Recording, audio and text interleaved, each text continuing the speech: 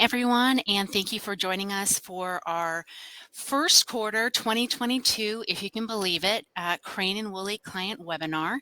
For those of you who have attended before, this will be old hat, but just as a reminder to silence your phones and find a quiet place to listen. And when you have questions, please do put them in the chat box. We kind of like to make sure we get questions in the order they're submitted. And the handout tonight you can download. If you look at your screen in the top right hand corner, there should be 3 words that say chat, polls, and handouts.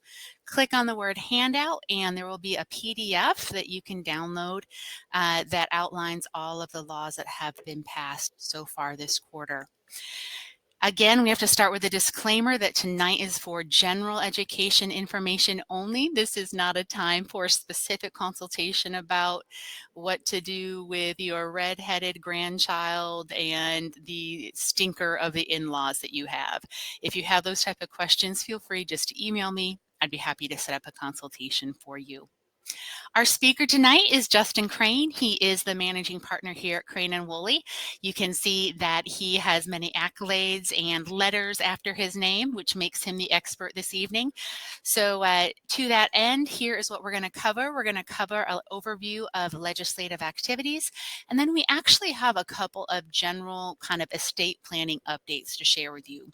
The probate process continues to become more persnickety, so we're going to review that. And then we have had an uptick in some scams and some general questions as it relates to deeds, trusts, homestead exemptions, and so on. So that's how we are going to end. And then, of course, we will have a Q&A time.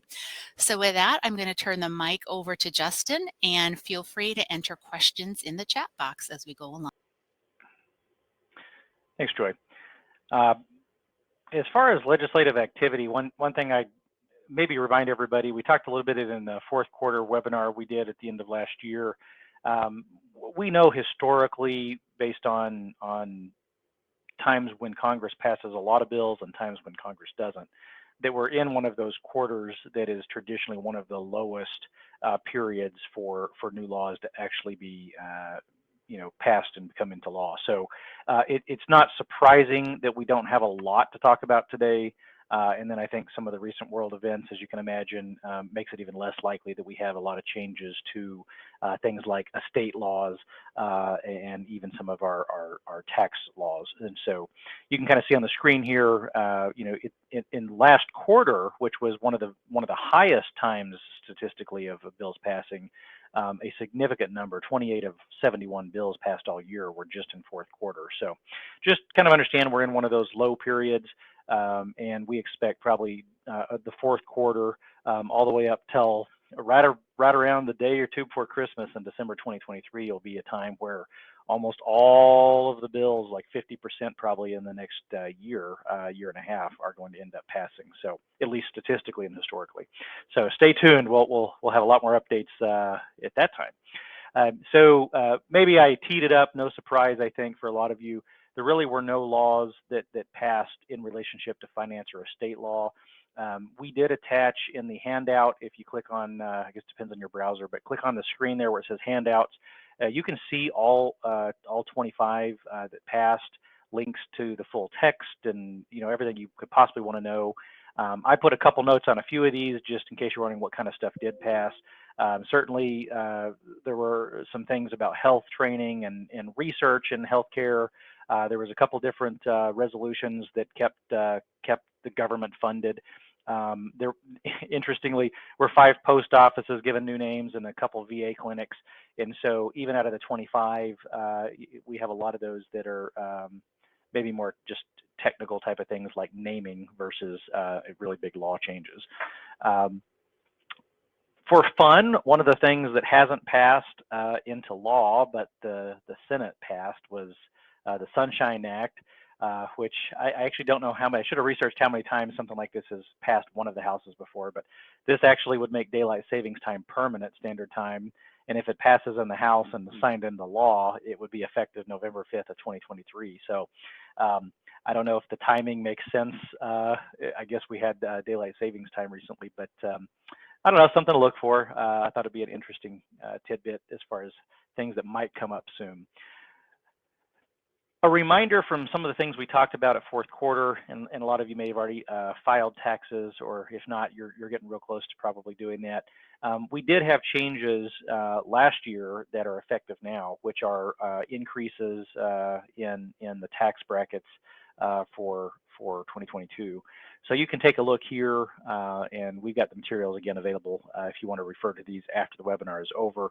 I won't spend a lot of time here, but all of the brackets went up a little bit, and so that was essentially the change there. And same thing happened with our capital gains tax rates. They are higher limits now as far as the different brackets. The bracket itself went up. For probate updates, because I do want to make sure to get out some helpful information to everybody, since we had a sort of a slow legislative session, particularly in tax and estate law.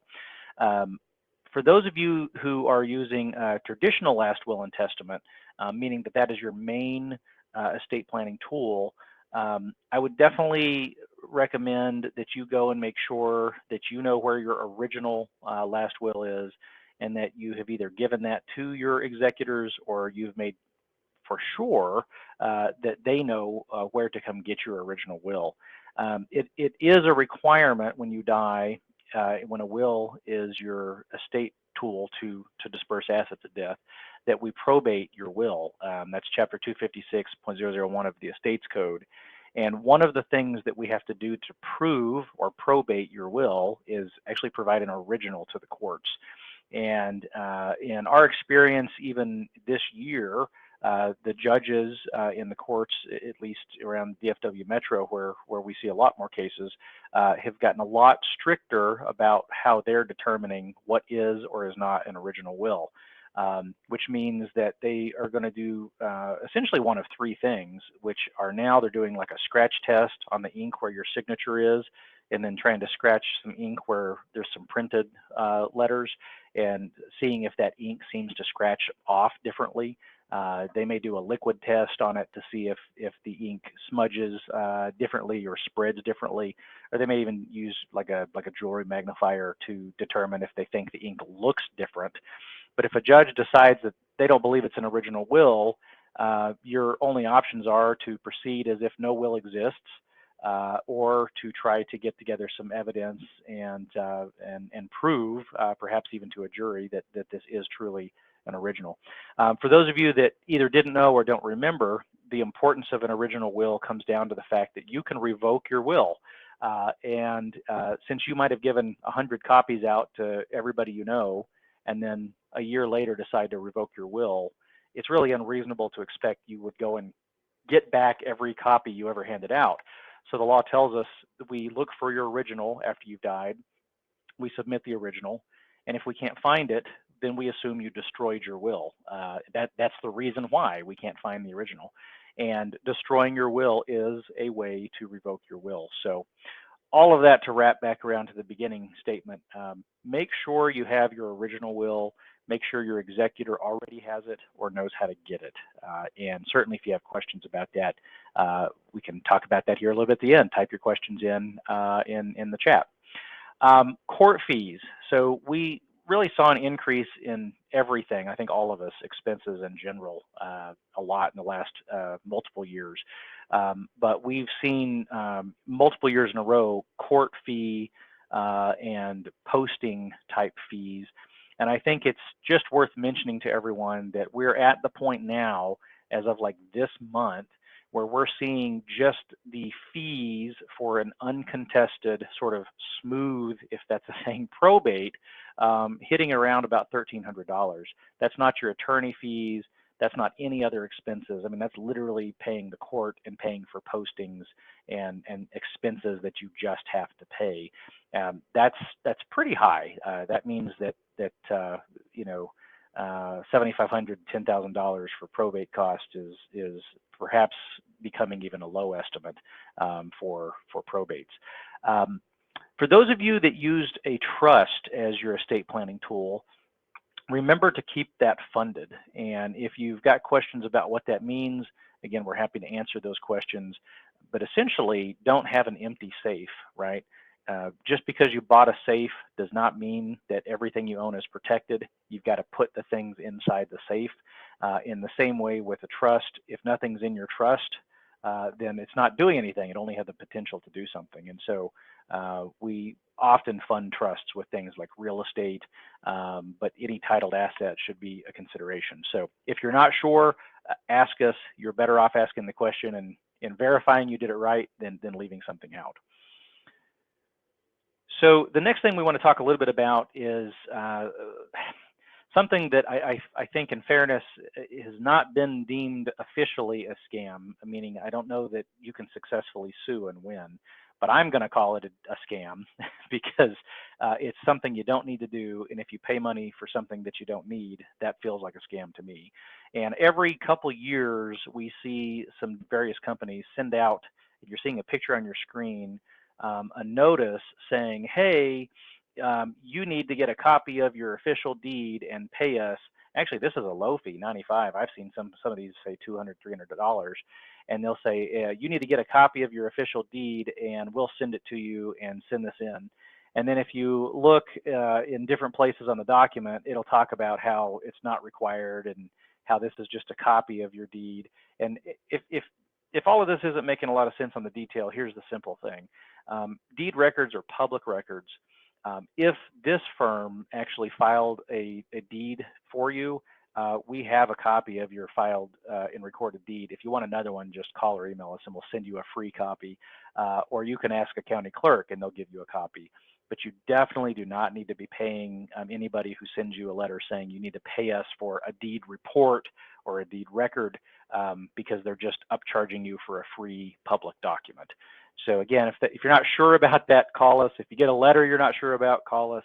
But if you see anything that looks like this, it's charging you for free public records. It should be a scam, but considered a scam. The next thing that's kind of related to deeds, or it is for sure related to deeds, is your central appraisal district and things like your homestead exemption. If you're watching the presentation and you have transferred your house, from your name into your name as trustee, you are still the owner as trustee. That means that your tax ID should still be your Social Security number. That means you should still be getting your homestead exemption. You should still get a 65 and older exemption. If you have other property exemptions, you still qualify for all of them. And what we're seeing is really an increase in central appraisal districts doing file audits, where they may send you out a letter, kind of like you see on the screen here, saying we need you to verify, is this still your homestead, right? Don't freak out about that. Don't be worried about it. My perspective, and it is just my opinion, is that we saw this start increasing drastically at the end of 2020. And it really appears to me that what's happening is all of your government taxing entities are looking to find ways to collect more revenue, because everyone, including your government, lost a lot of revenue then. And they've kind of stayed on that between 2021 and here in 22, which means they're really trying to verify everybody still qualifies for whatever exemptions they have. So if you get this form, don't think that you've lost your exemption or something is wrong. You just need to fill out your homestead exemption again. They'll keep you on it. And if you own your house as trustee, where you see the information about who's the owner, you're going to put your name, like Justin Crain, comma, trustee of the Crain Family Trust. Everything else in that document's the same, right? If it's your homestead where you live permanently, it's yours. All the other information is just you. Just remember that you're going to replace your name when you own your house as trustee with your name, comma, trustee, and then whatever the name of your trust is. And again, if we did the filing for your deed to trust and you're not sure, there should have been sent to you some written documentation with education materials. If you don't know where that is, call or email us and we can resend that to you and answer your question real fast on exactly the phrase that you're going to use. But if I'm Justin Crain as trustee of the Crain Family Trust, I'm going to put Justin Crain, comma, trustee of the Crain Family Trust. So just fill those out and send them back in and keep your exemptions if they're asking for it. And that is it in a quick review today. We're about 15 minutes today. So if there's any questions, feel free to type those in. I'll hang out here for a minute or two just in case you need a few minutes to type in your question. Otherwise, if anybody heard something today where you've got a question and need to call or email us sort of offline from this, feel free to do that, and we're happy to answer your questions at that time as well.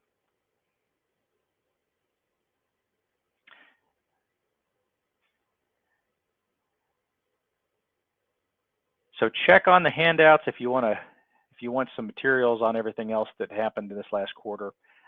Here's our contact information on the screen. I see one question here on the tax rates. Yeah, let's get this back up here for you. So these are your tax brackets. The percent tax stayed the same, but the taxable income for the brackets went up a little bit.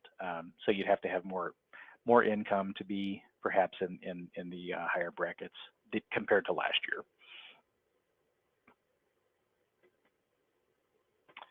Okay. Well, again, contact us if you have any questions. You can email, call us anytime. Appreciate everybody being here tonight, and we will talk to you for second quarter here in a few months. Thank you all.